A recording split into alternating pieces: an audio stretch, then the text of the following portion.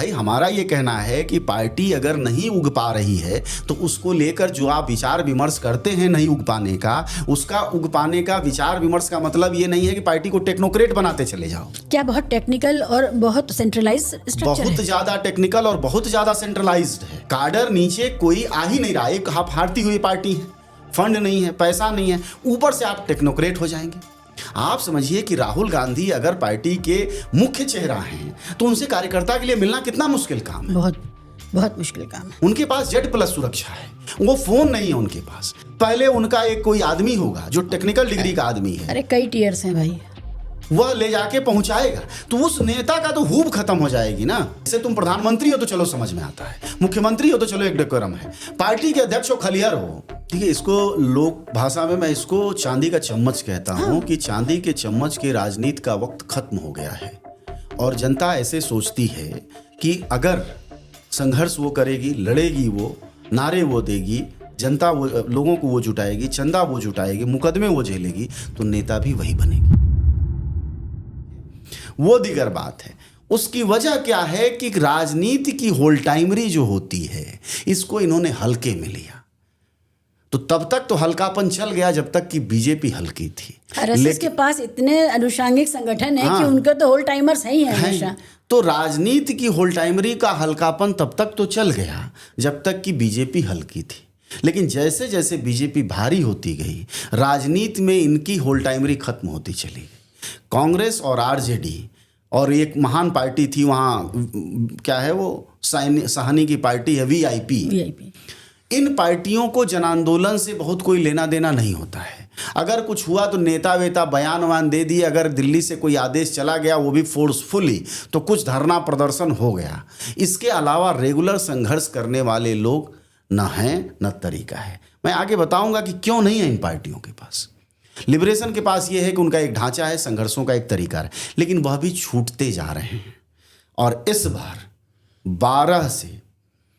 12 विधायकों से जो 2 विधायकों पर यह लोग आए हैं, उसकी वजह यही है कि संघर्षों की जो तार थी, जो एक सिरा आपसे जुड़ता था, वह छोड़ते जा रहे हैं। और यह लोग वह कोशिश कर रहे हैं कि हम भी वैसी पार्टी हो जाएं जैसी आरजेडी, भाजपा और कांग्रेस है।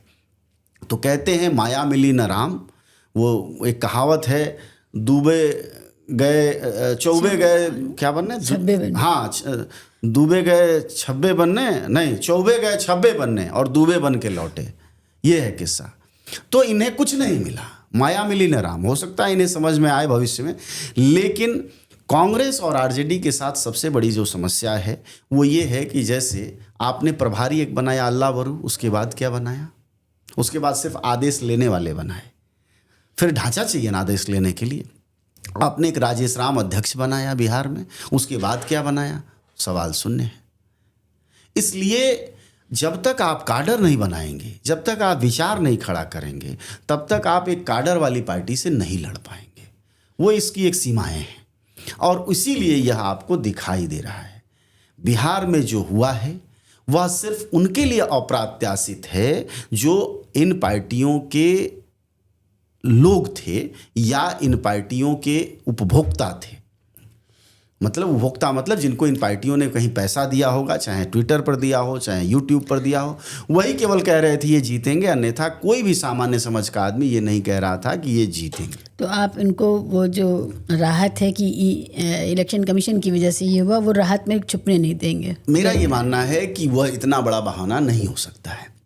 चुनाव में गड़बड़ियाँ होती हैं, उसके सुधार की ज़रूरत है, चुनाव सुधार की ज़रूरत है। जैसे पुलिस है, पुलिस सुधार की ज़रूरत है।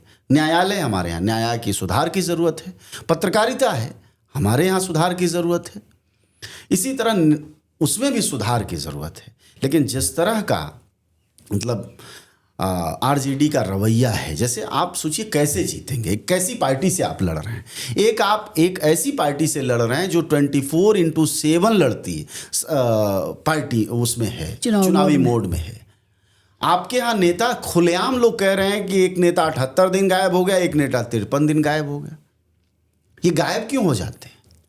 मैंने भी एक हल्का फुल्का लगाया था कि ये सुपारी किसने दी होगी कि राहुल गांधी को इस समय वहाँ ले जाओ, अमेरिका ले जाओ।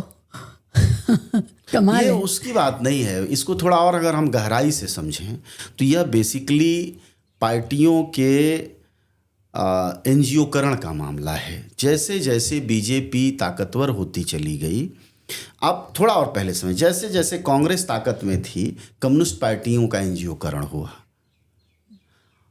उसके बाद जैसे ही बीजेपी आई, कांग्रेस का एनजीओकरण शुरू हो गया। ये क्या होता है एनजीओकरण, क्या होता है समझाइए। एनजीओकरण क्या होता है? जैसे चुनाव चोर गद्दी छोड़, यह कितना तगड़ा नारा है, यह कितना कमाल है जब यह दिल्ली के किसी दफ्तर से निकलता है, लेकिन यह जमीन पर कुछ नहीं होता। पूछा किससे गया? चुनाव चोर गद्दी छोड़ कौन? किसकी इच्छा है? किसी की इच्छा नहीं है। वो कह रहा है भुखमरी के शिकार हैं, वो कह रहा है हमारे रोजगार नहीं है, वो कह रहा है हमारी पढ़ाई नहीं है। चुनाव चोर गद्दी छोड़ को आपने लगा दिया। एनजीओकरण ये है कि पार्टी में जैसे नेता हैं, लेकिन एक वार रूम है।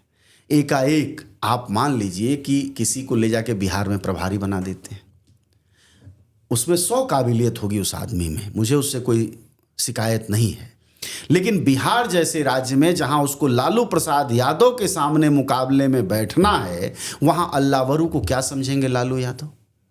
वह साउथ इंडिया से आया हुआ युवा जब बिहार में पिछले 60 साल से तपे हुए आदमी के सामने बैठेगा, वह भी अपने देसीपन भदेसपन के लिए विख्यात है पूरी दुनिया में। उस आदमी का मुकाबला करने के लिए जब मुकाबले पर बैठेगा वह लालू के सामने, क्या बोलेगा वो? अरे लालू कहेंगे पहले जाओ देख के आओ, बोलने देंगे वो। तो आपने पहले दिन से ये स्थिति क्रिएट की, पहले दिन से आपने स्थिति क्रिएट की। कांग्रेस के पास बिहार में अपने देशज नेता कार्यकर्ता क्यों नहीं है? क्या हुआ? इसलिए कि पार्टी बनाती नहीं, काडर तो बने कैसे? वो नीचे बनाएगी ना, अध्यक्ष उपाध्यक्ष जिला सचिव फलाना, उसमें सक्रियता देगी, फंड देगी, तो सारा फंड तो यहीं रह जा रहा है। भाई हमारा ये कहना है कि पार्टी अगर नहीं उग पा रही है तो उसको लेकर जो आप विचार विमर्श करते हैं नहीं उग पाने का, उसका उग पाने का विचार विमर्श का मतलब ये नहीं है कि पार्टी को टेक्नोक्रेट बनाते चले जाओ। क्या बहुत टेक्निकल और बहुत सेंट्रलाइज स्ट्रक्चर है? बहुत ज़्यादा टेक्निकल और बहुत ज़्यादा सेंट्रलाइज्ड है, और इसीलिए ये स्थिति है। काडर नीचे कोई आ ही नहीं रहा, एक हारती हुई पार्टी है, फंड नहीं है, पैसा नहीं है, ऊपर से आप टेक्नोक्रेट हो जाएंगे। आप समझिए कि राहुल गांधी अगर पार्टी के मुख्य चेहरा हैं तो उनसे कार्यकर्ता के लिए मिलना कितना मुश्किल काम है। बहुत बहुत मुश्किल काम है। उनके पास Z+ सुरक्षा है, वो फोन नहीं है उनके पास। आप सोचिए कि एक बिहार का अध्यक्ष है या यूपी का अध्यक्ष है, अगर अखिलेश प्रसाद सिंह बिहार के अध्यक्ष थे, यूपी के अध्यक्ष हैं अजय राय फोन करेंगे तो क्या वो डायरेक्ट अखिलेश यादव से, माफ करिएगा, राहुल गांधी से बात कर सकते हैं? पहले उनका एक कोई आदमी होगा जो टेक्निकल डिग्री का आदमी है, अरे कई टीयर्स हैं भाई, वह ले जाके पहुंचाएगा, तो उस नेता का तो हूब खत्म हो जाएगी ना। जैसे तुम प्रधानमंत्री हो तो चलो समझ में आता है, मुख्यमंत्री हो तो चलो एक डेकोरम है, पार्टी के अध्यक्ष हो, खलिहर हो या पार्टी के बड़े चेहरे हो, अच्छा निर्णय की प्रक्रिया यह सबसे पेचीदगी भरी है, बहुत खुफिया है, किसी को नहीं पता कैसे होता है। तो अगर ये सब स्थितियां क्रिएट करेंगे आप और लगातार सत्ता से बाहर, मतलब समाज ये कह रहा है आप विनम्र होइए, रस्सी जल गई ऐंठन छोड़िए, अब आप वो नहीं रहे जो थे कभी, वह बीती हुई बात हो गई 12 साल 11 साल पहले की। लेकिन आप में वह, लेकिन वो जनता के बीच जाते हैं, लोगों के बीच, कामगारों के बीच, अलग अलग प्रोफेशंस के लोग जो मेहनत कश तबका है उसके बीच, गांव देहात में मछली पकड़ने वालों के बीच, ये सब तो हमने देखा। अगर हम इसको राजनीति कहें तो जो टूरिज्म होता है वह क्या होता है फिर? अगर यह राजनीति है, जैसे दिल्ली के आप मोटरसाइकिल बनाने के वालों के बीच चले गए, आप कहीं जाकर मछुआरों के बीच चले गए, यह टूरिज्म है। आपको कौन बुला रहा है? अरे आप किसानों के नेता हैं तो आपसे कोई खेती करने के लिए थोड़े नहीं कह रहा है। किसान का नेता पॉलिसी से होता है, स्ट्रेटजी से होता है, उसके मांगों को लड़ता है। आपसे देश ने बहुत उम्मीद की थी, क्योंकि आपने एक समय में जमीन अधिग्रहण को लेकर अच्छे कानून बनवाए। आपसे थोड़े नहीं जनता चाह रही है कि आप जाके वहाँ रिक्शा वालों के बीच खड़े हो जाएं, रिक्शा चला लें, कुछ नहीं चाहती जनता। जनता आपसे अपना नेता चाहती है, और नेता के लिए होल टाइमर होना पड़ता है। और अधिकार बांटना पड़ता है, अपना एक्सेस खत्म करना पड़ मतलब ये जो आपके एक्सेस के दायरे हैं उसको खुला करना पड़ता है। आप पत्रकार हैं और बिल्कुल रोज़मर्रा वाली पत्रकारिता भी करते हैं, इन्वेस्टिगेटिव जर्नलिज्म भी करते हैं। राहुल गांधी साहब से मुलाकात का अगर कोई इस देश का बहुत बड़ा आदमी भी करना चाहे तो वो उसका मैकेनिज्म कुछ पता है आपको, क्या है? नहीं, मुझे नहीं मालूम। अच्छा, तेजस्वी यादव से करना चाहे? दोनों कठिन है, तीनों। मैं इनके उदाहरण बता देता हूँ बस। अच्छा। जैसे अगर आप तीनों कौन? मतलब अखिलेश यादव की बात। ओके। जैसे इन सबसे मिलना, अगर आप व्यक्तिगत मित्रवत परिचित हैं तब तो आप इनसे मिल सकते हैं फोन फान से। इनके नेता इनसे नहीं मिल पाते, मैं ये 10 बार कह चुका हूँ।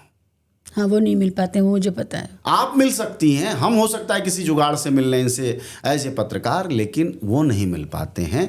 और यही सबसे कठिन है कि अगर कोई IIT IIM से पास आउट व्यक्ति या साइबर का जानकार व्यक्ति एक सड़क पर जनता के बीच संघर्षों से पार्टी को खड़ा कर रहे व्यक्ति को डिक्टेशन की मुद्रा में बात करेगा, या दिल्ली से उसको फ़ोन जाएगा कि साहब ऐसा है कि फलां जी आ रहे हैं, उनको आप देख लीजिए, वो जो कहेंगे वैसा करिए। भाई कोई टेक्निकल अगर व्यक्ति है, कोई अगर तकनीकी जानकारी देता है तो जानकारी भर का व्यक्ति है ना। इससे अधिक का महत्व क्यों है उसका कि वह वॉर रूम का सदस्य और चला रहा है? आपको वॉर रूम तो उस इलाके के नेताओं का बनाना है। आपकी पार्टी के सारे नेता हाशिए पर हैं, ज़्यादातर बूढ़े बुजुर्ग हो चुके हैं और सब किनारे हैं, और किसी से पूछिए तो सब ऐतराज में है।